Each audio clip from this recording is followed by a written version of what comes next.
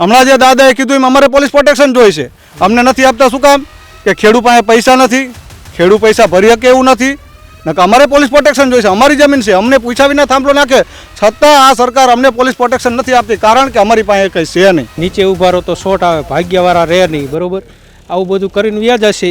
પછી અમારે તો આ કંઈ પછી આ કાલ સવારે લઈ નથી લેવાના, આ તો કાયમી રહેવાનું છે. એટલે અમારી માંગ એટલી જ છે કે જ્યાં લગી બંધ રહે ને ત્યાં લગી સારું.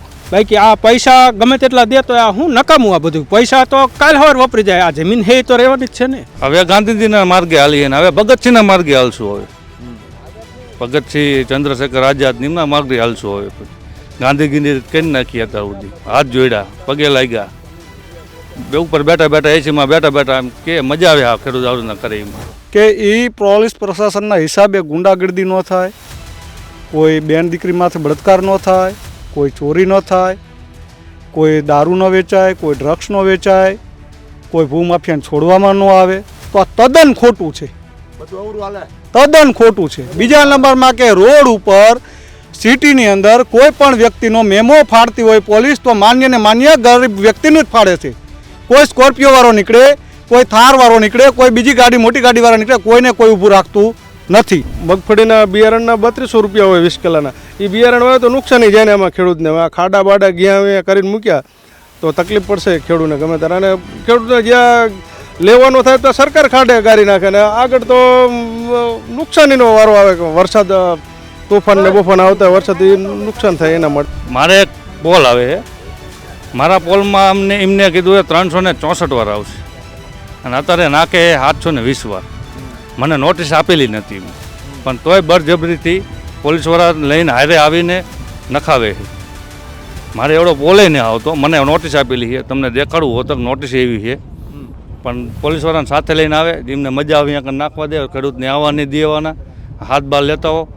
અત્યારે કોંડ ગામે અમે પહોંચ્યા છીએ ને કોંડ ગામે જે ખેતરોની અંદર જે કંપનીઓ છે, જે પાવર ગ્રીડ કંપની છે, તેમના દ્વારા જે વીજ પોલ નાખવામાં આવી રહ્યા છે તેમના અમે દ્રશ્યો અત્યારે આપને બતાવી રહ્યા છીએ.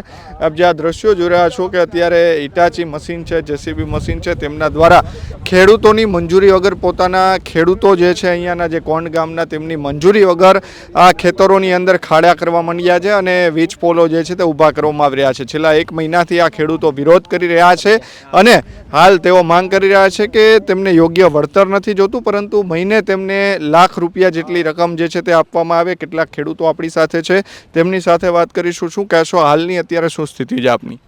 બસ અમારી એક જ માંગ છે કે અમને યોગ્ય વળતર આપે અથવા અમને ભાડું કરી દે.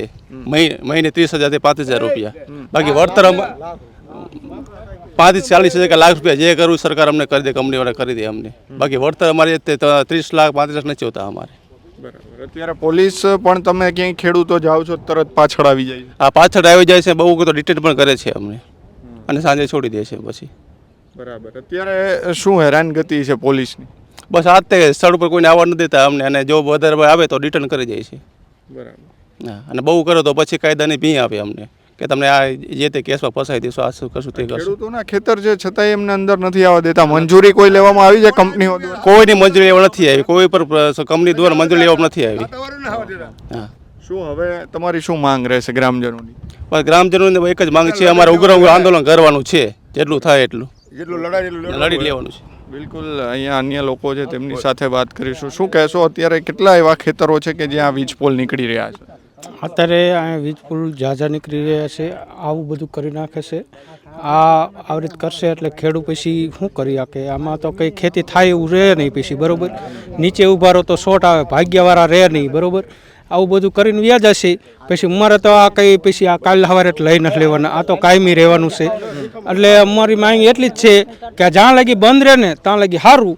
બાકી આ પૈસા ગમે તેટલા દે તો આ હું નકામું, આ બધું પૈસા તો કાલ સવાર વપરી જાય. આ જમીન હે તો રહેવાની જ છે ને.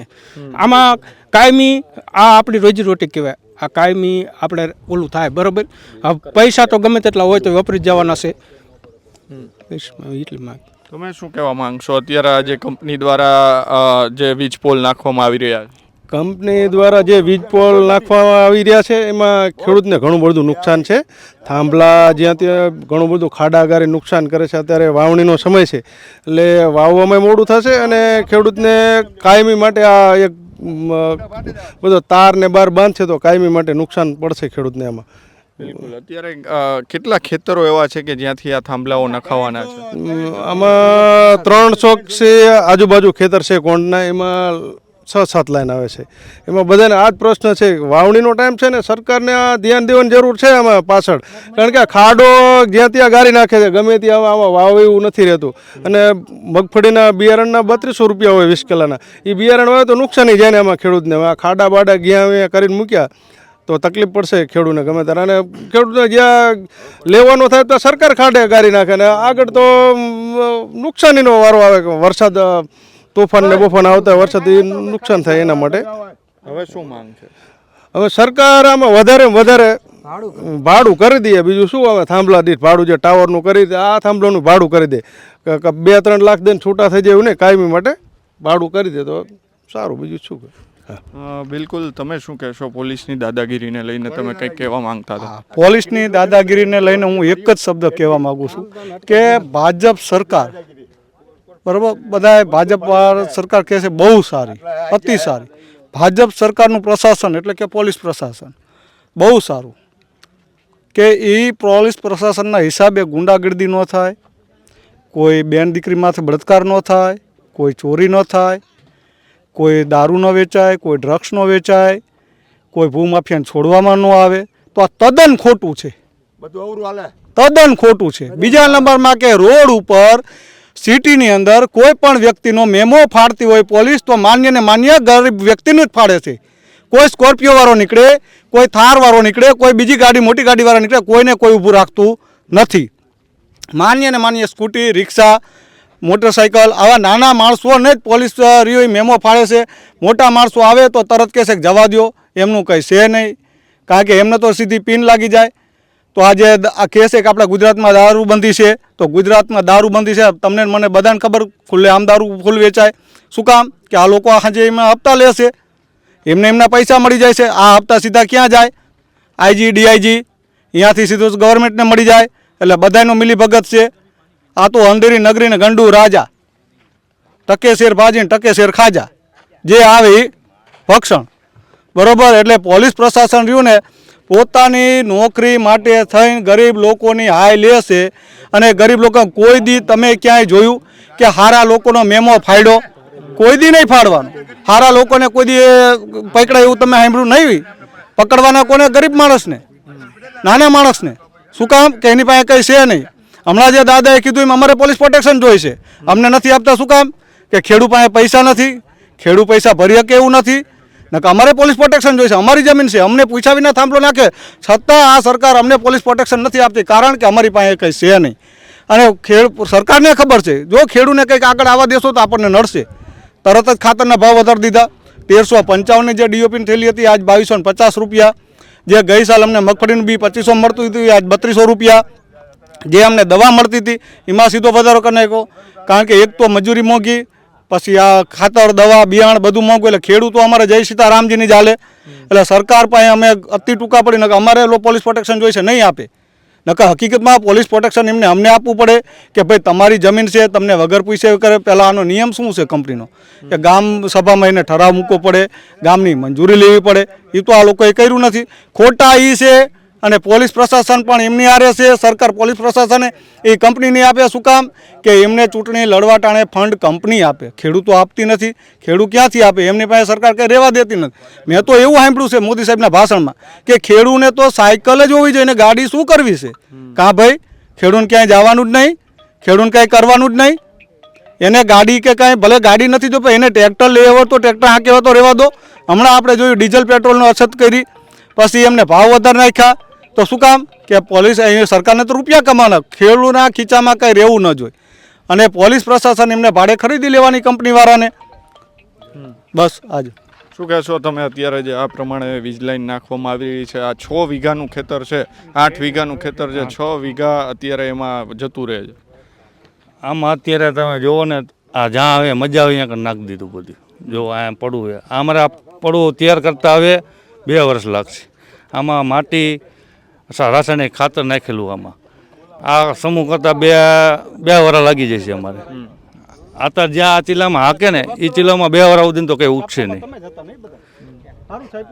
અને મજા આવે અહીંયા કણા નાખે. અને મારે એક પોલ આવે છે, મારા પોલમાં એમને કીધું 364 વાર આવશે અને અત્યારે નાખે 720 વાર. મને નોટિસ આપેલી નથી એમને, પણ તોય બળજબરીથી પોલીસવાળા લઈને હારે આવીને નખાવે છે. મારે એવડો બોલે નહીં આવતો, મને નોટિસ આપેલી છે, તમને દેખાડવું હોત નોટિસ એવી છે, પણ પોલીસવાળાને સાથે લઈને આવે, એમને મજા આવે અહીંયા નાખવા દે, ખેડૂતને આવવા નહીં દેવાના, હાથ બાર લેતા હો.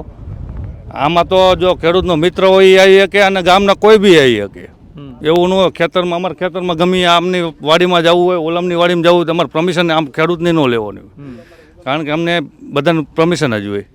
પણ એમને એમ કહે કે તમે પરમિશન લઈને આવો ભાઈ, અને મજા આવે અહીંયા નાખી દેવાનું. અત્યારે હવે આ આંદોલન ચાલી રહ્યું છે, અત્યારે ગાંધી ચિંધ્યા માર્ગ ઉપર ચાલી રહ્યું છે આંદોલન. આગામી રણનીતિ શું હશે?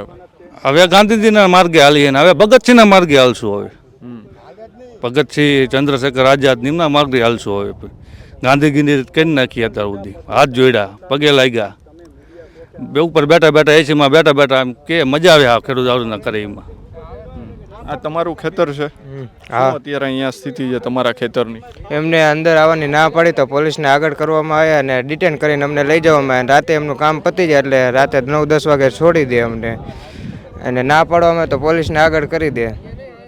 કેટલા વીઘાનું આ ખેતર છે ને અત્યારે આ કામગીરી જે છે તે કેટલી થઈ રહી છે? કામગીરી 8 વીઘાનું ખેતર છે અને 5-6 વીઘામાં કામગીરી થઈ રહી છે. અને એમને એમ કહેવામાં આવે કે તમારા કોરિડોર અંદર તમે કામ કરો, કોરિડોરને બહાર કામ ન કરો તો કોરિડોરને બહાર કામ કરે. એમને ના પાડવામાં આવે તો પોલીસને આગળ કરી દેવામાં આવે છે અને પાછા ડિટેન કરી જાય, પોલીસ પકડીને લઈ જાય. આનાથી નુકસાનનું કેટલું તમને જવાની શક્યતા છે અત્યારે? નુકસાન તો અત્યારે તો બધું નુકસાનમાં જ છે. બિલકુલ. અત્યારે હું આપને આ દ્રશ્યો અત્યારે આમાં એવું હોય, ચોમાસું સિઝન છે અમારે ચાલુ છે, આ 6ઠો મહિનો તો પતવા આવ્યો. હવે આગળ અમારે કંઈ બીજું કંઈ થાય નહીં. હવે આમાં કંઈક વાવવું હોય તો હવે અમારે લેટ થઈ ગયા છે. હવે શિયાળામાં તકલીફ પડે અમને. હવે આનું વળતર કોણ આપશે? જે આપણે આ મગફળી વાવવાની છે, અત્યારે વવાય છે નહીં, અત્યારે આ કામ ચાલુ, આખું પડું એમનામ પડ્યું છે, બધી એમનામ હાલે છે. સરકાર એમની છે, આમ જો નહીં દાંત કાઢીને હશે છે ખેડૂત માટે કે જો થાય ને આમની માટે.